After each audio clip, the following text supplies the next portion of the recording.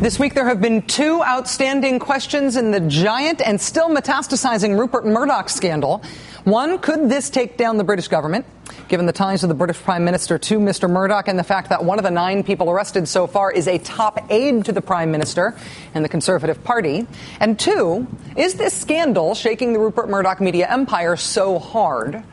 Is this scandal that is shaking that empire so hard that it is going to affect the part of that empire that is here in the United States?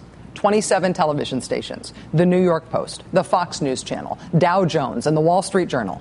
Will it bring the Rupert Murdoch media empire down here in the U.S.? Today, we got part of the answer to that question when the scandal took out the publisher of the Wall Street Journal. Les Hinton worked for Rupert Murdoch for 52 years. He spent the last 4 of them as the CEO of Dow Jones & Company, which publishes the Wall Street Journal. But for 12 years before that, Les Hinton was the executive chairman of News International. News International is the British arm of Rupert Murdoch's media empire. It publishes News of the World, The Sun, and The Sunday Times. That means that Les Hinton was in charge when the News of the World allegedly hacked into missing 13-year-old Millie Dowler's cell phone, deleting voicemails and giving her family false hope that she was still alive.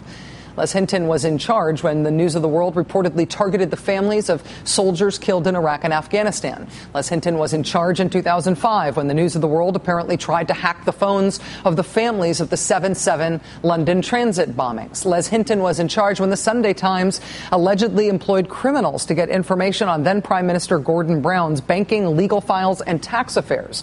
Les Hinton was in charge when the News of the World is accused of trying to hack into the phone records of 9/11 victims. And then, until today, Les Hinton was in charge at the Wall Street Journal. He has now today resigned, saying in a memo to staff and a letter to Rupert Murdoch that while he was, quote, ignorant of what apparently happened, he feels it is proper to resign from News Corp. The phone hacking scandal first broke actually 5 years ago when a private investigator and the former royal reporter for the News of the World were arrested and jailed for hacking into the cell phones of members of the royal household. After that, Les Hinton testified twice to British Parliament, once in 2007, once in 2009. He told lawmakers that he had carried out a very thorough investigation and that the phone hacking was limited to that one royal reporter. Since then, 2 other Murdoch papers, The Sun and The Sunday Times, have been implicated in the hacking. At least 7 other current or former News of the World staffers, including editors, have been arrested. The News of the World itself has been shut down after 168 years. The British government is conducting a new inquiry. Rupert Murdoch is having to testify to Parliament. He has also now personally apologized to the girl Millie Dowler's family. And then he faced the press afterwards. Founder of the company, I was appalled to find out what had happened. And I apologize, and I have nothing further. Nothing further except the full-page apologies that he is running in national British newspapers this weekend. And, of course, now the resignation of the former head of the British part of his company, as we noted, Les Hinton, until today, publisher of the Wall Street Journal, and the person who succeeded Hinton in the British job, Rebekah Brooks, who resigned this morning, was known to be very close to Mr. Murdoch. Potentially next on the chopping block, somebody even closer to him, Rupert Murdoch's own son, James, who has been busy not explaining himself, paying off phone hacking victims on the side. This is a very damaging scandal for Rupert Murdoch's giant international media empire. But that leaves some of the as-yet surviving parts of his media empire in the position of having to cover their boss's really big problem while he still owns them. And when that kind of thing goes badly, that kind of thing goes really, really badly. I have seen a lot of amazing things come out of the morning show program on the Fox News Channel. They own a large portion of the real estate in my, oh my God, have you seen this video clip file? But although I will admit to having low expectations for how the Fox News Channel morning show would handle the Murdoch scandal story, I never anticipated it would look like this. Rebekah Brooks has now resigned as chief executive of our parent company's British newspaper unit, News Corp, just one of the recent hacking scandals. So this morning we're finding out that the Pentagon suffered one of its largest hacking events ever, a cyber theft of more than 24,000 files. The Pentagon says they were stolen by a foreign government. What do you make of what this particular hacking scandal with the News of the World? Well, the News of the World is a hacking scandal. It can't be denied. But the issue really is why are so many people piling on at this point? We know it's a hacking scandal. Shouldn't we get beyond it and really deal with the issue of hacking? I mean, Citicorp has been hacked into, Bank of America has been hacked into, American Express has been hacked into, insurance companies have been hacked into. We've got a serious hacking problem in this country, and this morning the government's obviously been hacked into over 24,000 files. So we've got to figure out a way to deal with this hacking problem. I would also say, by the way, Citigroup, great bank. Bank of America, great bank. Are they getting the same kind of attention for hacking that took place less than a year ago that News Corp is getting today? But there's a crucial... Citigroup and Bank of America were the victims of the hackers. News Corp is the hacker. That's a different... This is just one of the recent hacking scandals. No, this is the case with the... How do you... Oh, wow. But it is not just the Fox News channel that is getting into this kind of spectacular pretzel. It's not just them. Intercepting communications like that is a crime. It has to be investigated. I think what there shouldn't be, and we've learned recently with a bunch of criminal cases of different kinds, don't rush to judgment. Give people a presumption of innocence. I think that just how high up it goes is a big question, and it's one we shouldn't be jumping to conclusions about.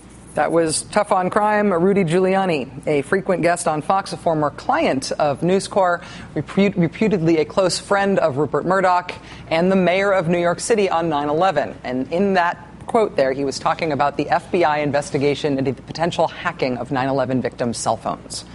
As I said last night, if Rudy Giuliani actually stops flirting with running for president and commits to it, this is going to take some spectacular spin on the campaign trail from him.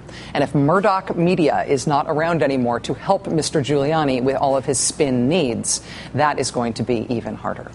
Joining us now is E.J. Dionne, Washington Post columnist and a senior fellow at the Brookings Institution. E.J., it's nice to see you. Thanks for joining us. Always good to be with you. How much does Rupert Murdoch's political influence affect the importance of this as a big business scandal? Well, first of all, I think one of the reasons we are talking about this tonight is because of his political influence. And you saw it there in that Rudy Giuliani comment. This person could make or break politicians. He's done it for years on 3 continents, in Australia, in Great Britain, in the United States. He was very active in New York City politics. And, up to now, being Rupert Murdoch meant never having to say you're sorry. And it's really quite astonishing to see him out there. In Britain, he is on the conservative side of things, as his cable network suggests. But he has been sympathetic to some labor figures, Tony Blair, notably, certainly not lately to Gordon Brown. But it's funny to see politicians who once desperately wanted his support now falling all over themselves to distance themselves from him. And, of course, it's a particular problem for Prime Minister Cameron, the conservative prime minister. His close aide, Andy Coulson, turned out to have been involved in the phone hacking scandal in News of the World. So I think his influence is why we're talking about him, and it's a good reason to talk about him. I think seeing this cross the pond pretty dramatically today with the publisher of the Wall Street Journal getting ousted and being very closely tied to this. He is not a distant figure in this who was distantly responsible when things went wrong. It was his patch on which things went so horribly wrong. And he's been running the Wall Street Journal now for quite some time as its publisher. What do you think changes in U.S. politics and in U.S. media if this crossing the pond thing really comes to fruition? If Mr. Murdoch's empire takes a big hit here, how much would that change things at Fox News or at the Wall Street Journal or any other part of Murdoch's empire here? Well, I suppose you could always sell Fox to the Koch brothers. I mean, I wonder what would happen at Fox News. But the Journal is the big deal. And I think both of us know, I certainly have a lot of friends and colleagues there who are excellent journalists, who have a very high ethical standards, who really understand journalism's public interest role. And when Murdoch bought the Journal, there was this great fear that it's not just the phone hacking, it's this mixing of his opinions with the news pages. I mean, the Journal's always had a conservative editorial page. And I think Murdoch is really worried about this because this was going to be his proud achievement. He's really trying to take on the New York Times in New York. And he wanted the Journal to be the dominant paper in New York. I think this creates a lot of image problems. And it's, I think, going to raise a lot of questions. When you have New York politicians saying, let's investigate whether he hacked 9/11 victims, that suggests that some of the power has already ebbed away. EJ, I share your respect for a lot of the individual reporters at the Wall Street Journal. I think particularly on national security, they've done some incredible work that nobody else has been able to do in print. But I wonder if you think, in all honesty, if the Wall Street Journal has noticeably changed at all since it became a Rupert Murdoch property. I mean, we saw what happened with the Times of London when he bought it, and it frankly deteriorated and fast and became what it is today, which is totally useless as a newspaper, in my opinion. Do you think there has been any erosion at the Journal?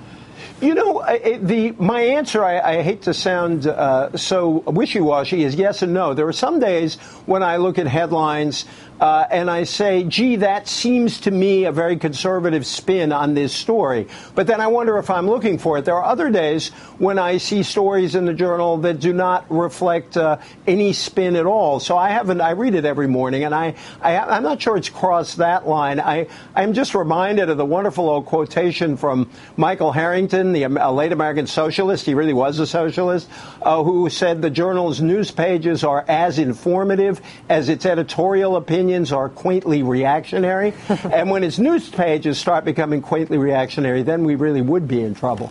E.J. Dionne, Washington Post columnist, senior fellow at the Brookings Institution, and somebody who I like talking to about everything that I talk to you about. E.J., thank you so much for being on the show. Love talking to you. Thank you. Thanks. All right. The pretend scientists who I employ in various daydreams have determined that on a warm Friday in July, the craving for a cool, tall summer cocktail can reach critical levels. A response to their findings that I made up is coming within the hour.